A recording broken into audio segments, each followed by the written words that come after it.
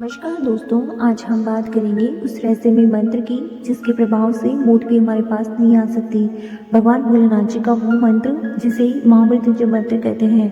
महामृत्युंजय मंत्र सिर्फ एक मंत्र नहीं बल्कि उस सच्ची भक्ति की कहानी है जिसने मौत को भी रोक दिया। चलिए जानते हैं इसके पीछे का विज्ञान क्या है। ये कथा है भगवान शिव जी के परम भक्त मृकंड ऋषि और उनके पुत्र मार्कंडेय की है, जिनकी भक्ति ने महादेव जी को प्रकट होने पर विवश कर दिया था। मृकंड ऋषि भगवान शिव जी के अनन्य भक्त थे। उनका जीवन तप साधना और शिव भक्ति में बीत रहा था, लेकिन एक बात उन्हें अंदर ही अंदर बहुत दुख देती थी। उनके कोई संतान नहीं थी। उन्होंने हर संभव कोशिश करी, लेकिन विधाता ने उन्हें संतान सुख नहीं दिया।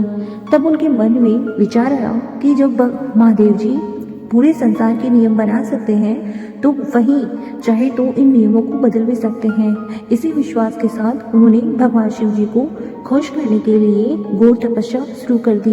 मृकंड ऋषि की तपस्या बहुत कठोर थी। दिन रात वे शिव जी का नाम जपते ध्यान में लीन रहते थे। भगवान शिव जी सब कुछ जानते थे, इसलिए उन्होंने तुरंत दर्शन नहीं दिए। लेकिन कहते हैं भोलेनाथ जी अपने सच्चे भक्त की भक्ति को कभी अनदेखा नहीं करते। और महादेव जी प्रसन्न हुए और ऋषि के सामने प्रकट हुए और उन्होंने कहा कि मैं तुम्हें पुत्र का वरदान देता हूँ, लेकिन उसकी उम्र सिर्फ 16 वर्ष की ही होगी। कुछ समय बाद उनके एक बालक ने जन्म लिया। उसका नाम मार्कंडेय रखा। बचपन से ही वह बाकी बच्चों से अलग था, शांत, समझदार और भगवान शिव जी से बहुत जुड़ा हुआ था। जब ज्योतिषियों ने उसकी कुंडली देखी तो उन्होंने साफ साफ कहा कि ये बालक अल्पायु है, इसकी उम्र केवल 16 वर्ष है। यह सुनकर मृकंड ऋषि की खुशी दुख में बदल गई और उनकी पत्नी भी दुख से सूखने लगी। उन्होंने अपनी पत्नी को समझाया और कहा कि जिस भोलेनाथ की कृपा से ये पुत्र हुआ है वही भोलेनाथ जी इसकी रक्षा भी करेंगे, क्योंकि भाग्य को बदल देना उनके लिए कोई कठिन काम नहीं है। जैसे जैसे बेटे की उम्र बढ़ती रही वैसे वैसे उसकी माँ की चिंता भी बढ़ने लगी। एक दिन उन्होंने मार्कंडेय को उसकी अल्पायु के बारे में बता दिया। यह सुनकर मार्कंडेय रोया नहीं और घबराया भी नहीं, बस मुस्कुराकर बोला, माँ जिसने मुझे जीवन दिया है मैं उसी से जीवन की भीख मांगूंगा। उसने मन ही मन निश्चय कर लिया कि वह माता पिता के सुख के लिए भगवान भोलेनाथ जी से दीर्घायु होने का वरदान मांगेगा। उसके पिता मृकंड ऋषि ने उसे शिव मंत्र की दीक्षा दी और वह बचपन से ही शिव भक्ति में रम गया। जब 16 वर्ष पूरे होने को आए, अपने माता पिता के दुख को दूर करने के लिए उन्होंने भगवान शिव जी की शरण ली। उन्होंने एक शिव मंदिर में बैठकर महामृत्युंजय मंत्र की रचना की और शिवलिंग के सामने बैठकर इसका अखंड जाप शुरू कर दिया। ओम त्र्यंबकम यजामहे सुगंधिम पुष्टिवर्धनम उर्वारुकमिव बंधनान् मृत्युर्मोक्षये मामृतात्।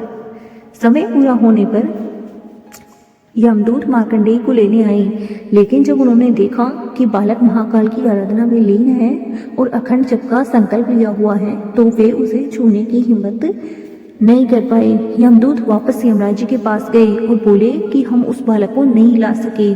तब यमराज ने कहा कि मृकंड ऋषि के पुत्र को मैं खुद लेने जाऊंगा। जब यमराज मार्कंडेय के पास आए उस समय मार्कंडेय शिवलिंग को गले लगाकर मंत्र का जाप कर रहे थे।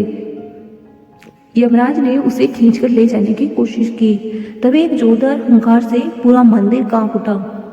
एक प्रचंड प्रकाश फैला और शिवलिंग से खुद महाकाल प्रकट हो गए। हाथ में त्रिशूल लिए उन्होंने यमराज से पूछा कि मेरी साधना में लीन मेरे भक्त को खींचने का साहस कैसे किया। महाकाल के प्रचंड रूप को देखकर यमराज कांप उठे और बोले कि प्रभु मैं आपका ही सेवक हूँ, आपने ही मुझे जीवों के प्राण हरने का कार्य सौंपा है।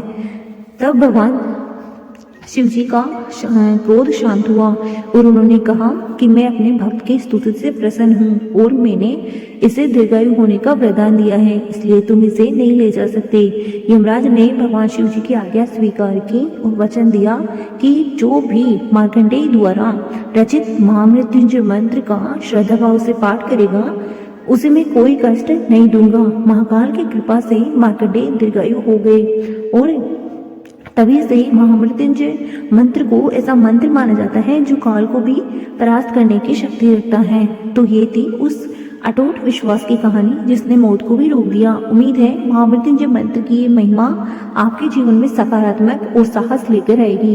अगर आपको ये जानकारी पसंद आई हो तो महादेव जी का नाम लेकर इस वीडियो को लाइक करें और कमेंट्स में हर हर महादेव लिखना न भूलें। आध्यात्म से जुड़ी ऐसी ही कहानियों के लिए सब्सक्राइब बटन को दबाएं। मिलते हैं अगले वीडियो में, तब तक के लिए ओम नमः शिवाय, जय श्री महाकाल।